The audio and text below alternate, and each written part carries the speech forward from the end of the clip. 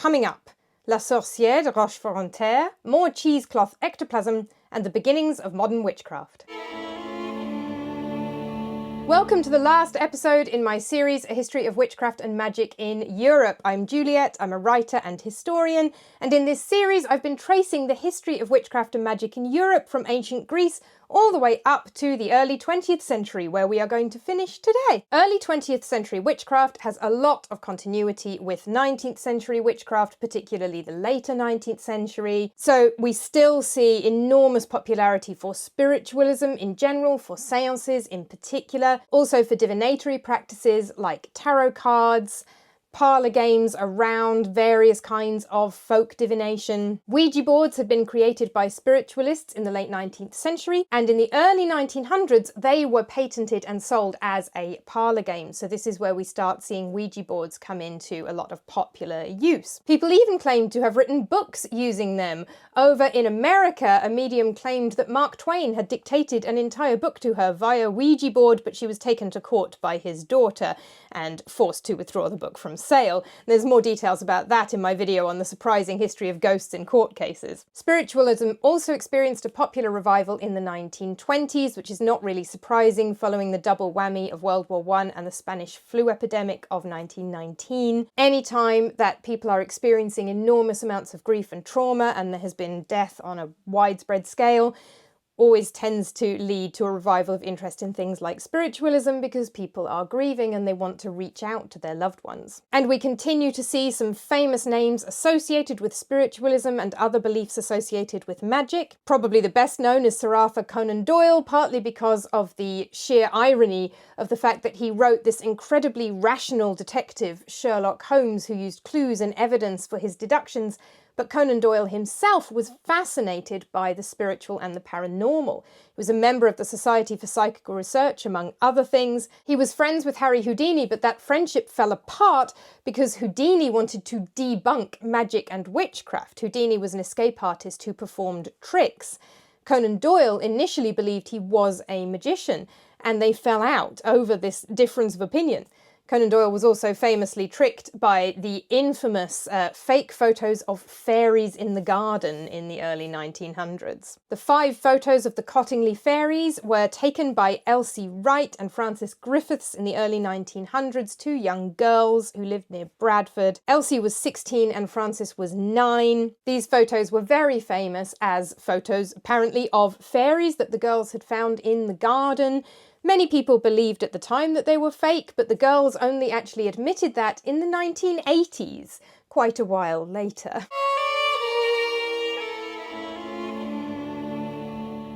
But there were still much older witchcraft practices that were still happening in Europe in the early 20th century.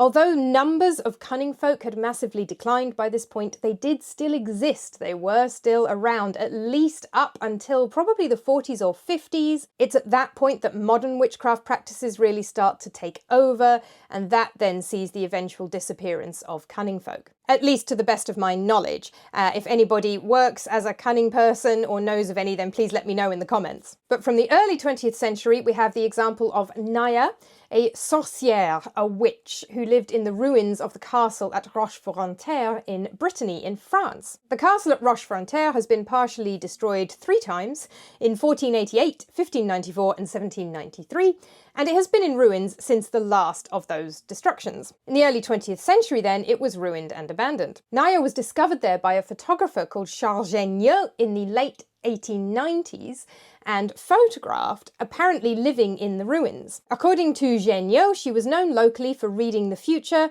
for knowing about plants, and for not feeling pain. She could also do ventriloquism and some other tricks performed by street entertainers. According to one of his informants, she'd been born in the neighbouring commune of Mélanzac, and she was educated. She knew how to read and write. She appeared on postcards doing consultations for young women, and she started to become something of a tourist attraction after she was photographed, which does indicate a slight shift from local consultations of a magical practitioner into being a bit more of a tourist attraction. She's been discovered by a photographer, so into the early 1900s, she is attracting people by being the witch, by being a bit of a tourist attraction, a bit of a an oddity, I guess, by being a person people come and see because they think it's fascinating there's a witch there. So we can see the slippage from genuine practitioner performing a service for local people into tourist attraction with this kind of exotic label of witch happening in the early 20th century. Though she does appear to have been practicing for a long time before that, of course. It was also great for us that she was discovered by a photographer.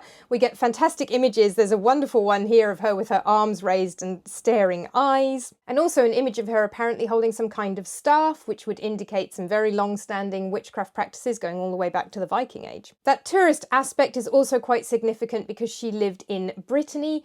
Brittany is a very popular tourist destination with people from all over France. It's also very much associated with magic, with Arthurian legends, with myth and legend and folklore.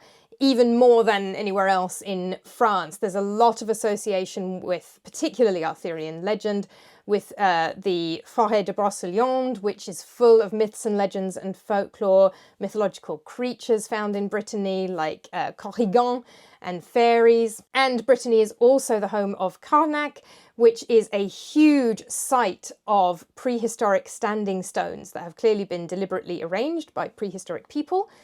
We don't know why. So Brittany is associated with ancientness and with magic and enchantment.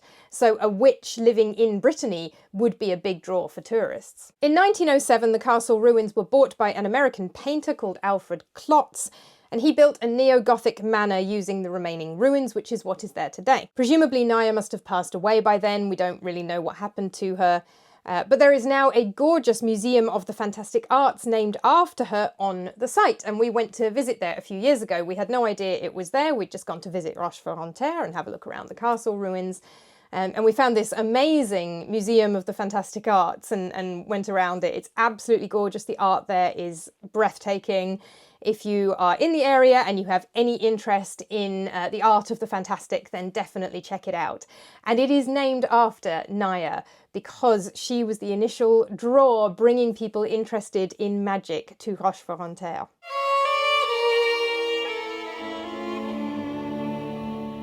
Although witchcraft had been largely decriminalised in Europe by this point in the various different countries at different times, there was infamously a law in the UK that still allowed for people to be prosecuted as witches, although possibly not quite in the way that you might think. The Witchcraft Act of 1735 did not actually allow for people to be convicted of witchcraft.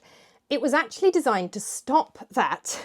The law was brought in as the period of the witch trials was coming to an end, and it was brought in on the assumption that witchcraft was not real. Now, as we know, the form of witchcraft described in the witchcraft trials does not seem to have had any basis in reality, or very little.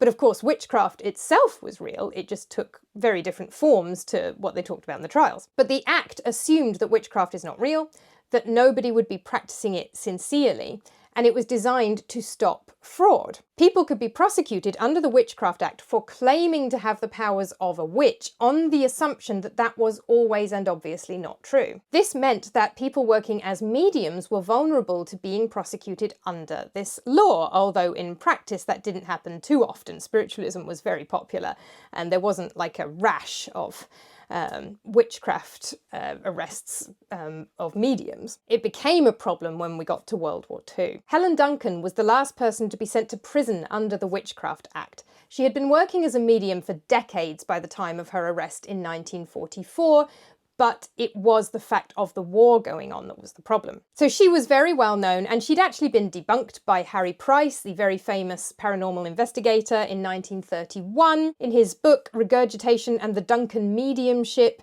he included numerous photos of Helen Duncan's methods of faking ectoplasm and phantoms at seances. She used cheesecloth, as here. She used a rubber glove, as you can see in this picture. And as shown in his 1933 book, Leaves from a Psychic's Casebook, she also used a dummy type thing on a coat hanger that frankly is terrifying for all the wrong reasons. It's not a ghost, but it's freaky anyway. So she was pretty well known as a medium, and certainly by anyone who read Harry Price, as a fraud as well. But she was brought to the police's attention in World War II because she claimed to have called up the spirit of a sailor who said he had just been killed in the sinking of the HMS Barham. The problem was the HMS Barham was not officially declared lost until several months later. So regardless of where she got this information, or even if it was just a lucky guess, unfortunate guess, the problem was she was divulging information that was classified. And that is a problem no matter how you came by the information or what you're doing with it. And she ended up being prosecuted under the Witchcraft Act of 1735, and she was put in prison for 9 months. The last person to be convicted under the Witchcraft Act, but not sent to prison, was actually Jane Rebecca York, not long afterwards, who was also a medium. Police posed as customers and got her to make up elaborate stories about fictional family members to prove that she was a fraud. She also predicted that World War II would end in October 1944. Again, she is causing a problem, in this case for morale particularly. If she says the war is going to end in October 1944 and it doesn't, that has a significant impact on morale. So it's because of the wartime context that this is really presenting a problem. She was found guilty at the Old Bailey in London in September 1944, but she was only fined rather than sent to prison because she was 72 years old and it wasn't felt appropriate to give her a prison sentence. In 1951, the Witchcraft Act was finally repealed and replaced by the Fraudulent Mediums Act. The significance of this is that it was now specifically designed to target fraud. The problem with the Witchcraft Act was it was based on the assumption that nobody really believed in witchcraft, which of course, as we know, is not the case. Many people continued to believe in witchcraft and magic and still do. So what it ended up doing was essentially persecuting somebody for a religious belief, which was not the intention of the Act. By replacing it with the Fraudulent Mediums Act, the new Act was designed to prosecute specifically fraud. It was designed to prosecute obvious and provable fraud, like Helen Duncan's cheesecloth. Anything where you could prove that somebody was lying and defrauding people out of their money. A medium who did not employ that kind of technique and who did not do anything that was obviously and provably fraud would, under the new Act, be fine. And obviously witchcraft was once again legal and acceptable to practice. People could now openly practice witchcraft, and they would not be accused of any kind of crime unless they specifically defrauded somebody in a séance or committed something that would be a crime anyway. We can see the shift in the use of the law in this kind of case from an interesting case from Germany from the late 1940s. Shortly after the end of World War II, a case came up between Frau N and Herr C in Germany. Their names have been redacted from the records because this was initially written about when they were still alive. Frau N was from a village in South Germany, and her father was known as a Braucher, a person with certain healing powers. So she is presumably descended from a cunning man, essentially. Her father died a particularly unpleasant and drawn-out death, and then many of their neighbours were confirmed in their suspicion that he had been in league with sinister powers because he had suffered as he was dying. There was also increasing ill feeling toward Frau N herself for kind of petty neighbourly reasons. People thought she held herself aloof and thought she was better than everyone. So she's just not very popular, and she has the reputation of being the daughter of a cunning man, a Braucher. When Herr C arrived in the village, he claimed to have healing knowledge himself. He said he could establish the sources of illness by reading signs, things like bits of bread, charcoal, and broom straws floating in water.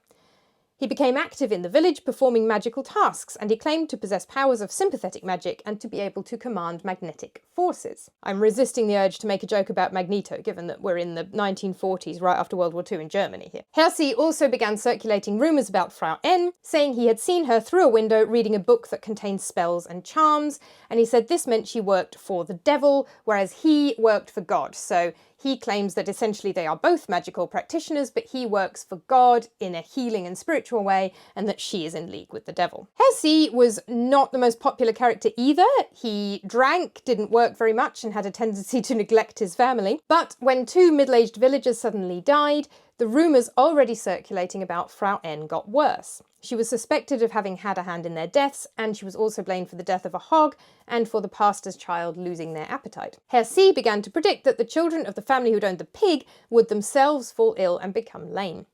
To avoid this curse, he told their mother to collect the children's urine. He wanted to spray it on Frau N's house as a defence against her evil doing. He also predicted that Frau N would come 3 times to the family to ask to borrow things, and they must not loan anything out.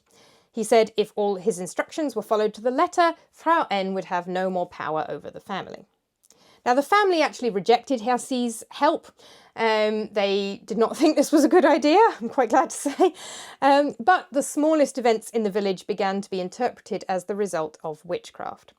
Children were forbidden to eat anything Frau N cooked or accept gifts from her. If she brought flowers to a wedding, they would be tossed out. If she gave someone a potted plant, they would dig it up. Eventually, Frau N got fed up of this and took Herr C to court. He was found guilty of defamation and given a light jail term. And after that, there were no more rumours about Frau N. So here we can see a lot of things going on. Cunning folk are clearly still around, late 1940s. They're still there. Frau N's father, a little bit earlier, was a Braucher. Herr C seems to have this reputation as a healer, so cunning folk have not gone. So the only thing that really leads to cunning folk no longer practicing is simply being taken over by modern witchcraft practices. But we can see that nobody is taking anyone to court for witchcraft. Rather, Frau N is taking Herr C to court for defamation. Because he is spreading lies about her. Now, whether that's on the basis that nobody can be a witch and it's obviously a lie, or whether that's on the basis that she is not doing the things he specifically accused her of doing isn't very clear. But certainly she is taking him to court because it is not okay to accuse somebody of being a witch by this point in time. Although that didn't stop people doing it. Between 1947 and 1965, there were many accusations of witchcraft and trials like this relating to witchcraft in the Federal Republic of Germany, the newly created country in West Germany. In dozens of trials, the witches' accusers were taken to court on charges of slander, defamation, and violence, even including assault and murder. So people having reputations as a witch is still very much a significant issue all the way through to the mid-1960s in Germany. Germany being the place where they had the most witchcraft trials during the period of the trials as well. But people are no longer being taken to court as witches, they are being taken to court for slandering people by saying they are witches or for acts of violence, which are of course illegal anyway.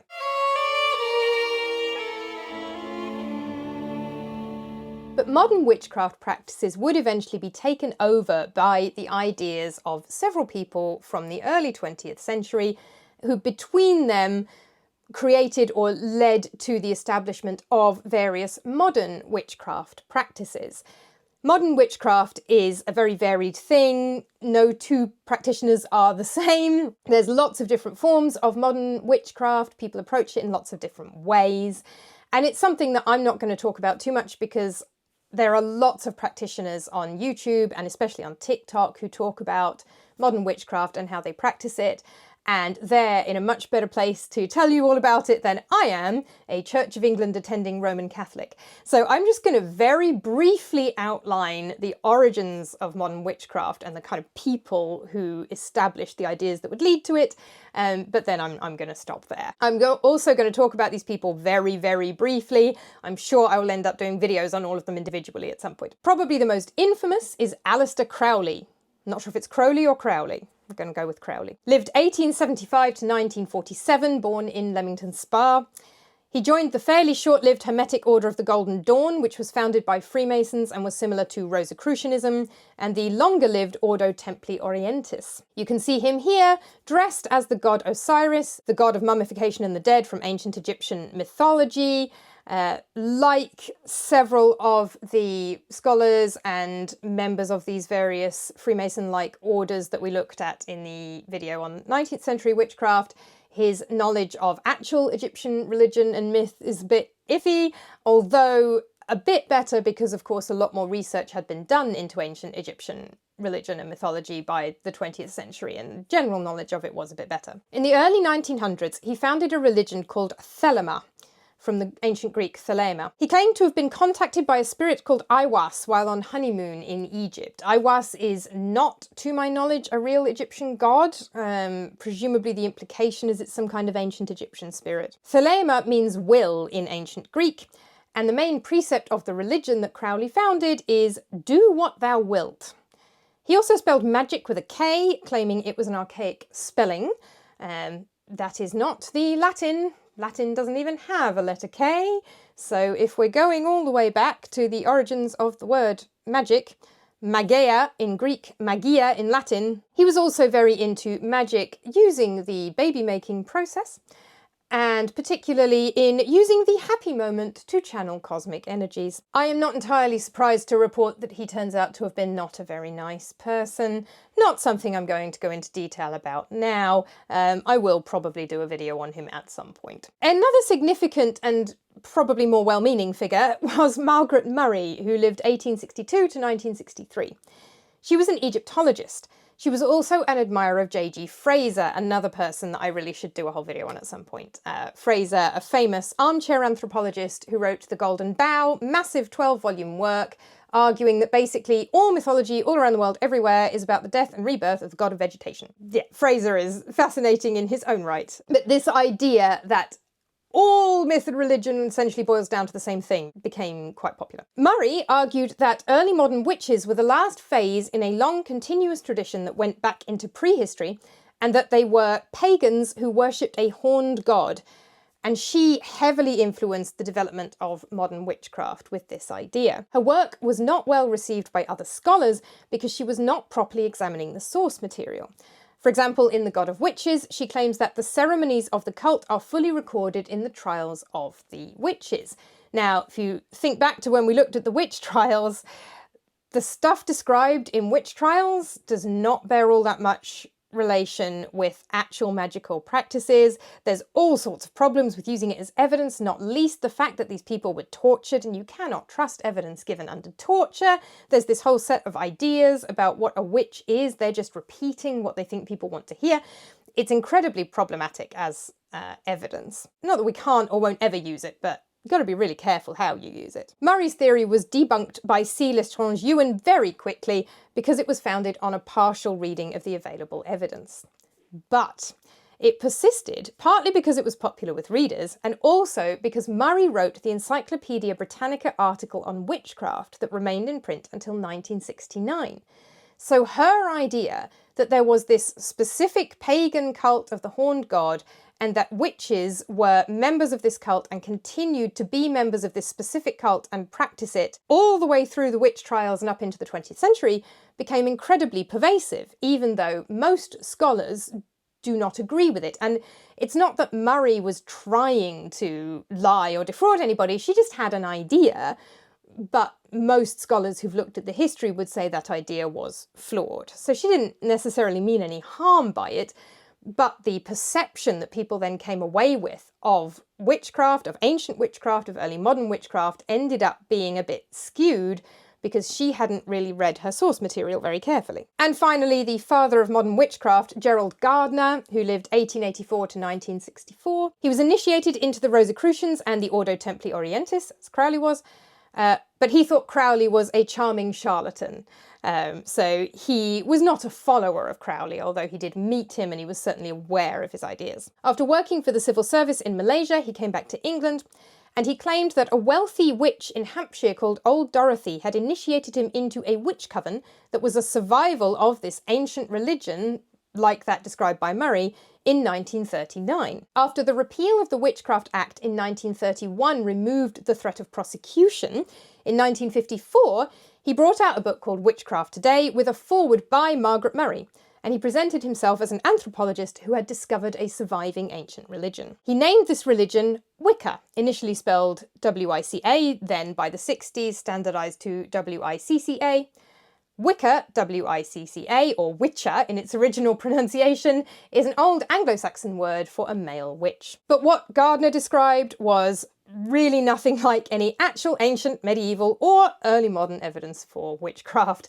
He was very much influenced by Margaret Murray's ideas and this perception of this surviving ancient pagan cult. So what he described as witchcraft was not very close to the evidence we have for most of these periods of history. Again, not necessarily sinister or deliberate, and not necessarily completely removed from the truth either. Margaret Murray was looking at historical evidence. Gardner was genuinely interested in finding out the history of witchcraft. So there's stuff in there that makes sense and isn't impossible, but their general shape of their ideas is not one that most scholars of history would agree with. Gardner was also caught in some obvious lies, like pretending he had a PhD. So there is an element of fraud with Gardner that maybe is not there with Murray.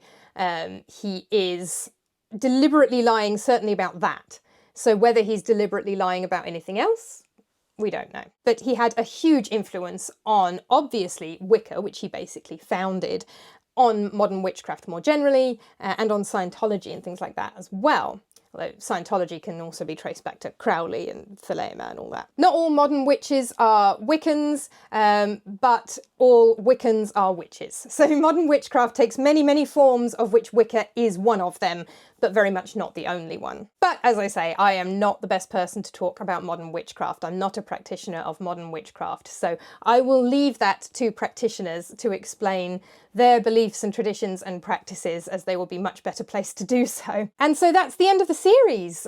We have reached the beginnings of modern witchcraft. So as an historian, at this point, I am going to step back, and the story needs to be taken up by the people who actually practice it now. I know I will do loads more videos on witchcraft and magic, the witch trials, the history of witchcraft and magic, you know, all sorts of things. I plan on doing lots more videos on these topics, but this is the end of the kind of formal history of witchcraft and magic in Europe series. I am looking forward to going outside of Europe as well.